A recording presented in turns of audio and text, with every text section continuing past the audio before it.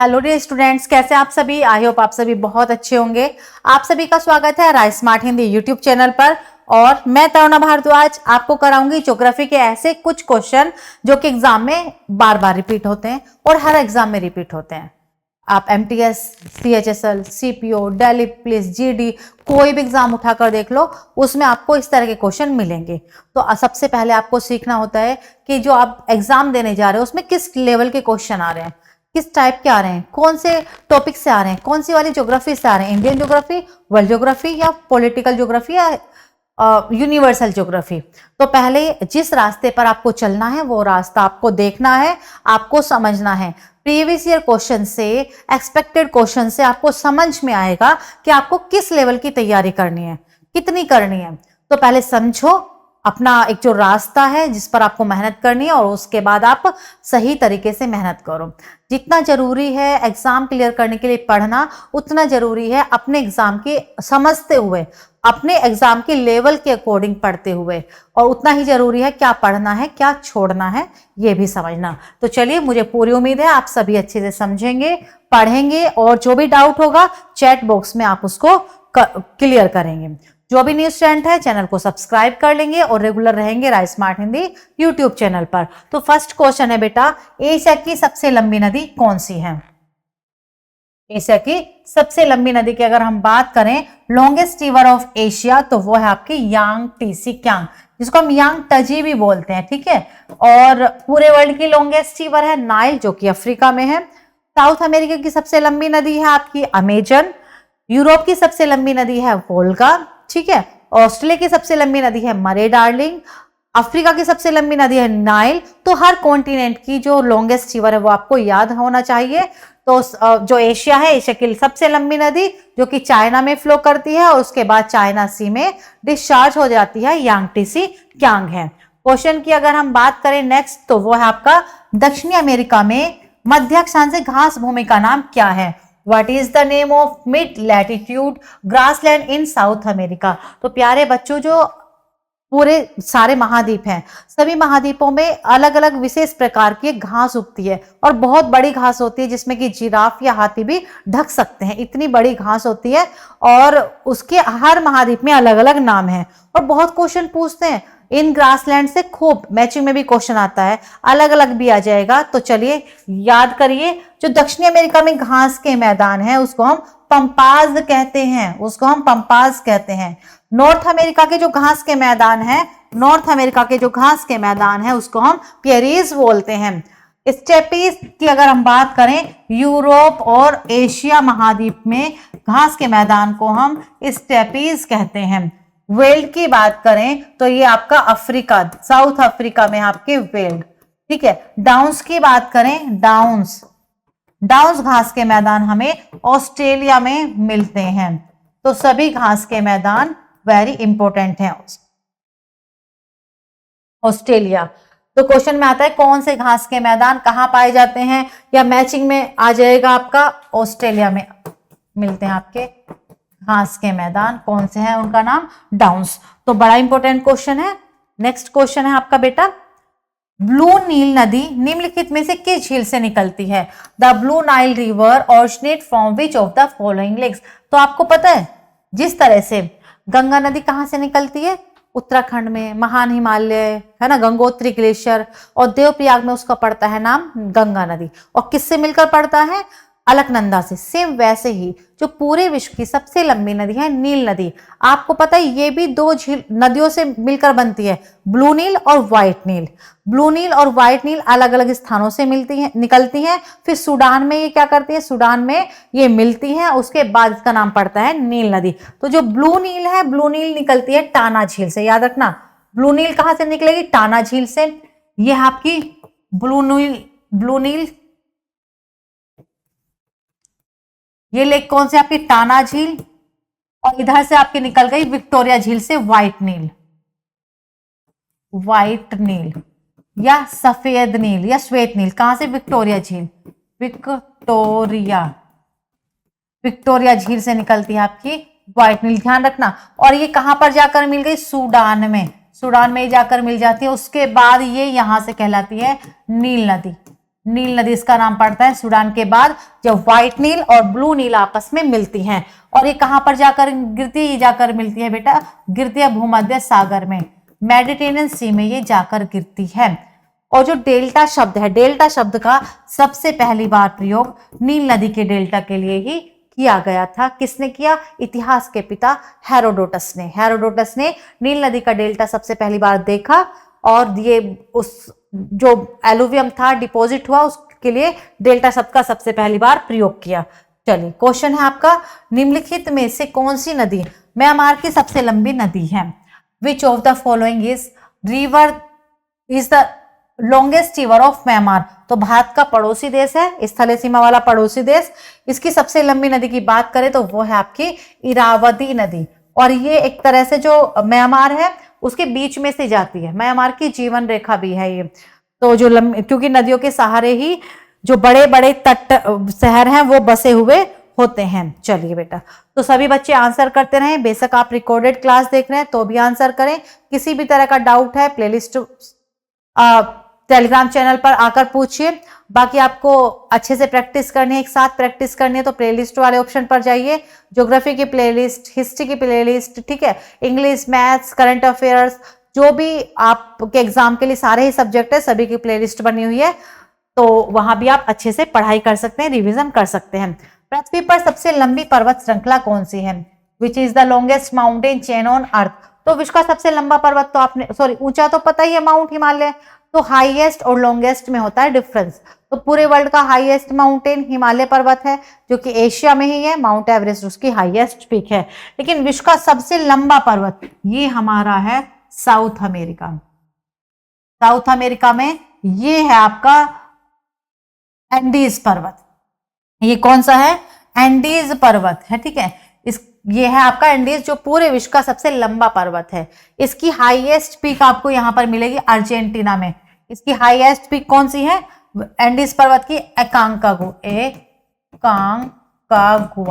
Highest peak है आपकी एकांकागुआ।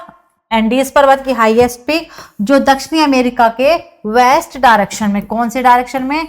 West direction में स्थित है, अर्जेंटीना कंट्री में। ये आपका यहीं से शुरू हो जाता है पूरा नॉर्थ अमेरिका से और साउथ अमेरिका तक ये पूरा का पूरा पहुंचता रहता है। चलिए नेक्स्ट है आपका क्वेश्चन, पनामा नहर किस किस को जोड़ती है? The Panama canal links. तो बच्चों ये भी क्वेश्चन बहुत रिपीट होता है। देखिए कुछ क्वेश्चन होते हैं एक बार पूछा गया लेकिन दोबारा नहीं पूछते और वो फिर नहीं पूछा जाता। लेकिन कुछ क्वेश्चन ऐसे होते हैं जो हर एग्जाम में बार बार रिपीट होते हैं।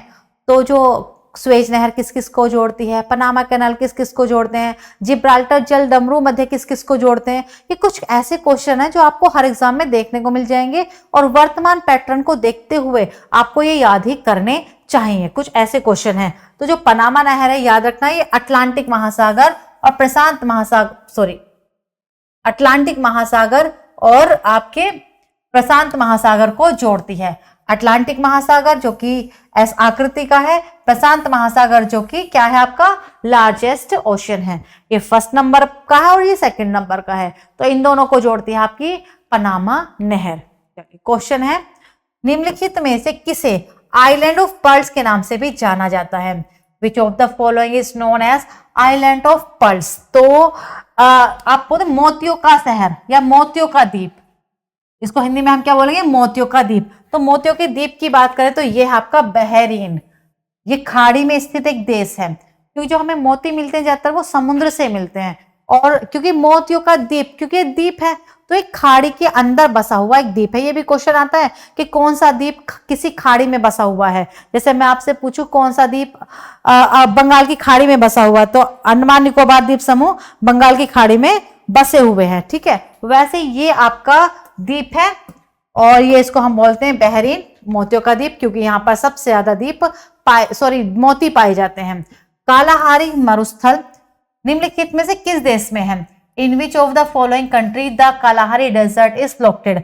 तो अगर हम बात करें बच्चों, जो कालाहारी डेजर्ट है कहाँ पर है, तो कालाहारी डेजर्ट भी बात करें तो ये बोत्सवाना में है, और बोत्सवाना कहाँ पर है आपका, अफ्रीका में है।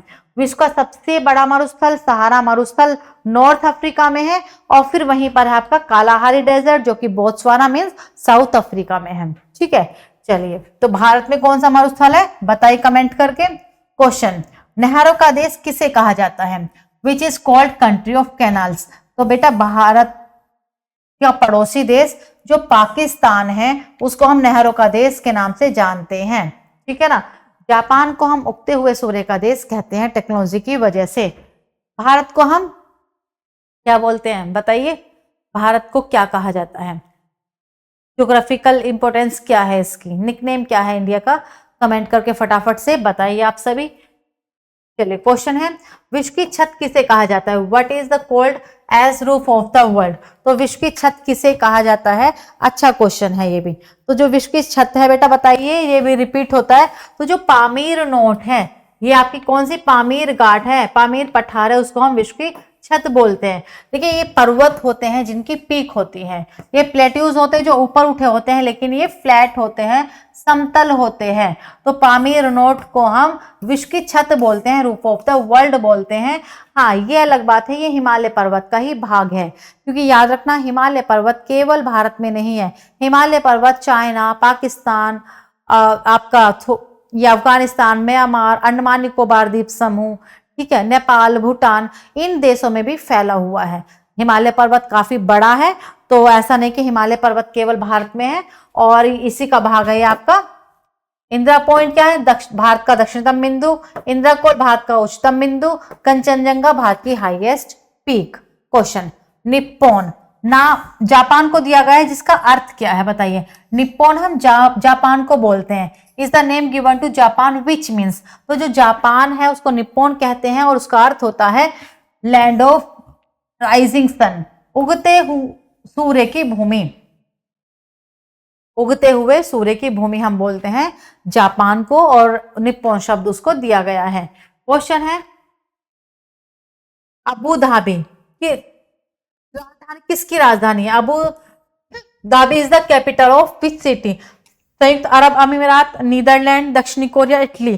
तो बहुत इजीली मुझे लगता है बता दोगे आप। तो कभी कभी ना एग्जाम में पूछ लिया जाता है आपकी कैपिटल्स को भी, तो आप याद कर लेना। और कुछ जो इम्पोर्टेंट कंट्री हैं भारत में भी, जो इम्पोर्टेंट स्टेट है उसकी तो कम से कम आप याद कर ही लो, और इजीली होता है। मैप देखो, कंट्री देखो, मैप देखो, लोकेशन देखो, कहाँ पर कौन सा देश है, कहाँ पर कौन सा कॉन्टिनेंट है, तो आपको अच्छे से पढ़ना चाहिए। मुझे लगता है वर्ल्ड मैप भी और इंडिया का मैप भी। तो जो अबू धाबी की बात करें, वो संयुक्त अरब इमिराट्स की क्या है, आपकी राजधानी है। चलिए क्वेश्चन है आपके लिए, ट्रांस साइबेरियन रेलवे की लंबाई आपको क्वेश्चन से याद हो जाती है।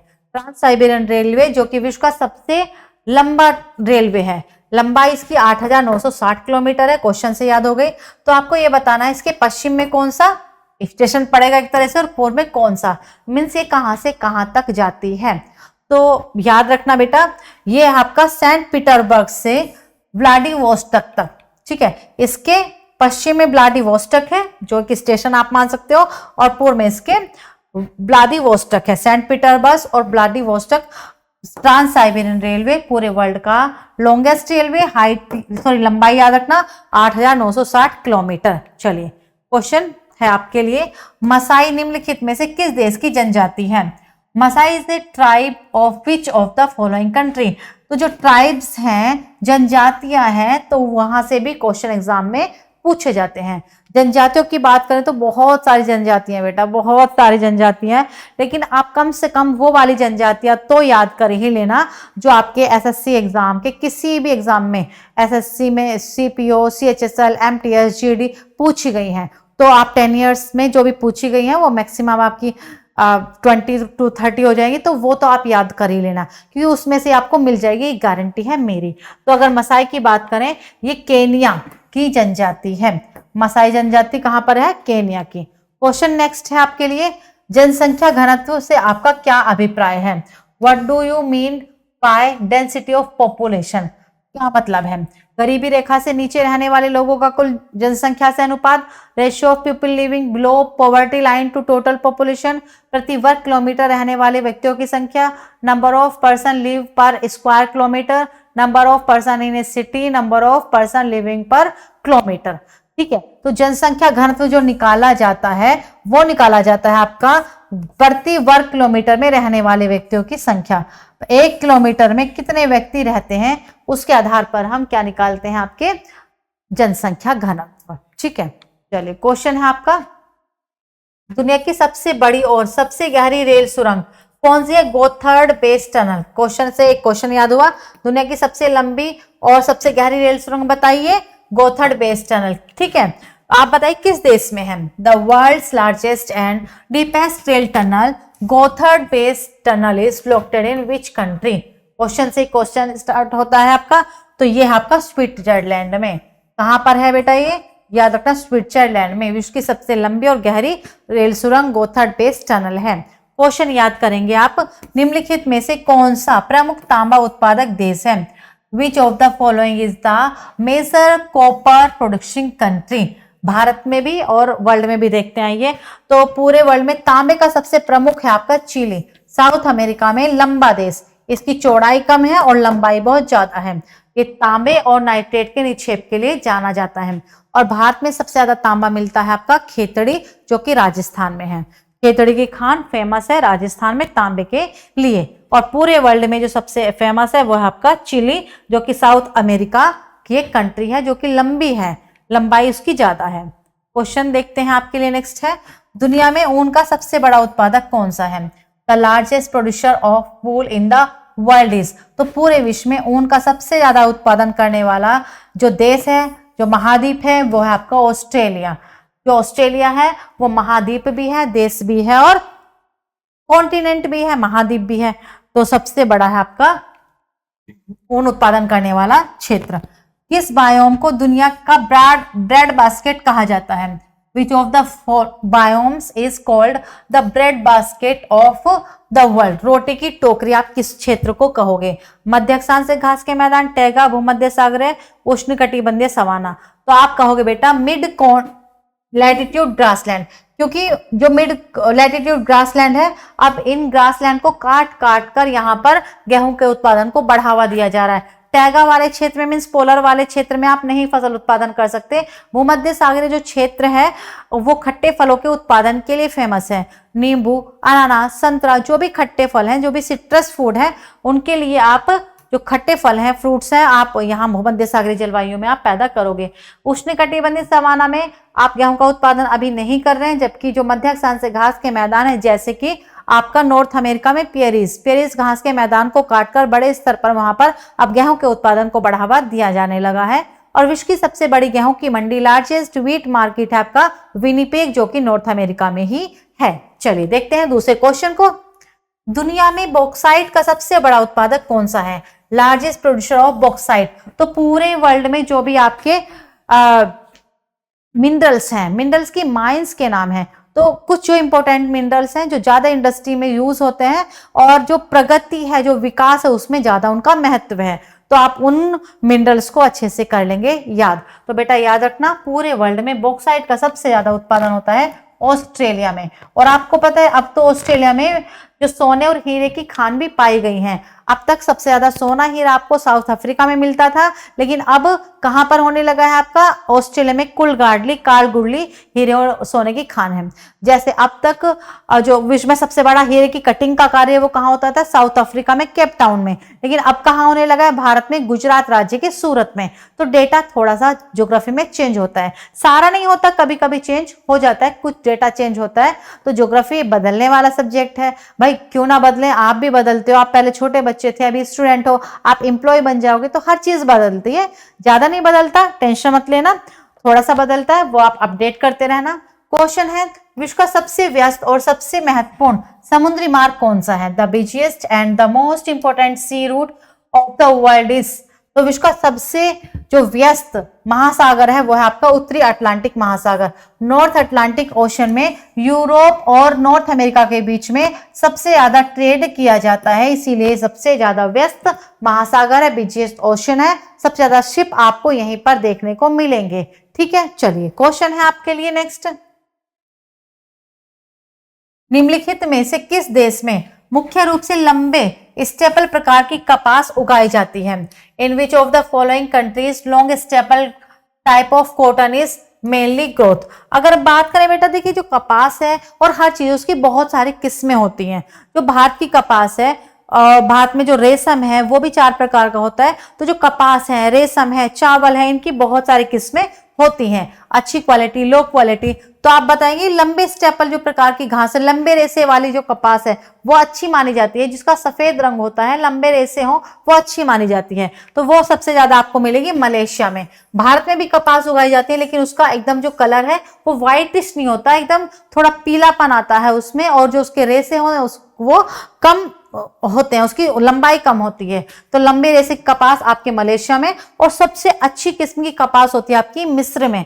मिस्र को हम क्या बोलते हैं? नील नदी का वरदान। इजिप्ट जो कि अफ्रीका में है और वहीं से फ्लो करती है आपकी नाइल रिवर। तो नाइल रिवर के वाटर की वजह से वहां पर मिस्र में आपका जो अच्छी किस्म की कपास पैदा होती है, इसीलिए हम मिस्र को नील नदी का वरदान भी कहते हैं। क्वेश्चन है आपके लिए, दुनिया की सबसे अच्छी कपास किस्म को किस नाम से जाना जाता है?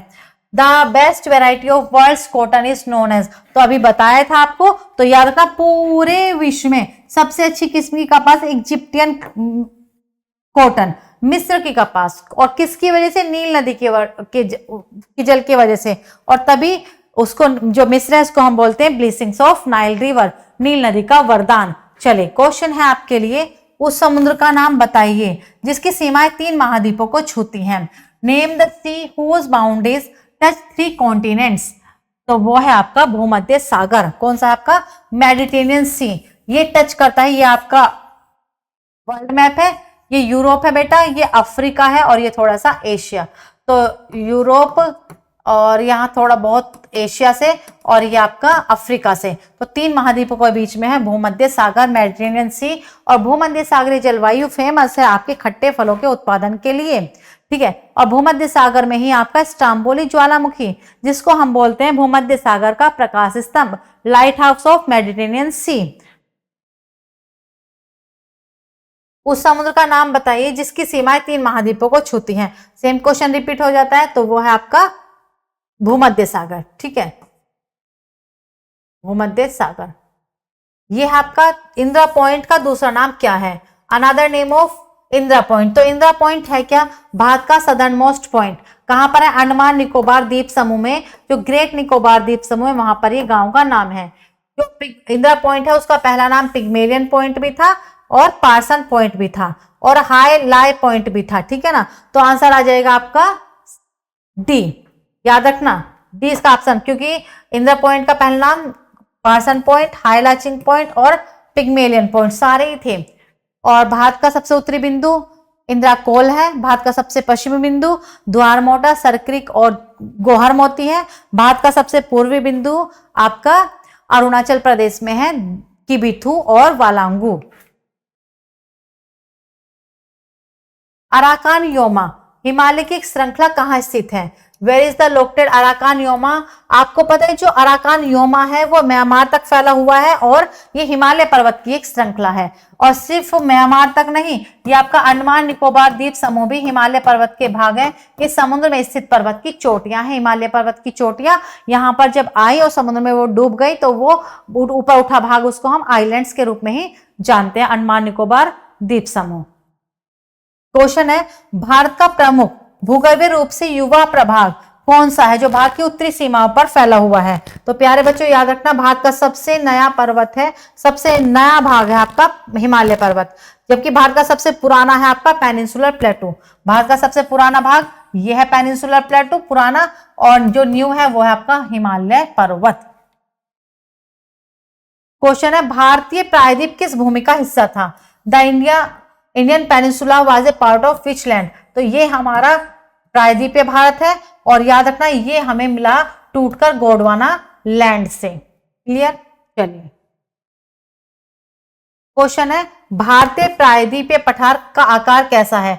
What is the shape of Indian peninsular? तो भारत का जो प्रायद्वीपीय पठार है वो लगभग ट्रायंगुलर है, वो त्रिभुजाकार है। तो ये थी आपकी आज की क्लास। मुझे पूरी उम्मीद है आपको अच्छे समझ में आई होगी और आप रेगुलर क्लास को देखेंगे, जो भी रिकॉर्ड क्लास हो जाती है आप उसको भी देखेंगे और इसी तरह से rice smart Hindi YouTube channel के साथ आप पढ़ाई करके अपना सिलेक्शन पा सकते हैं।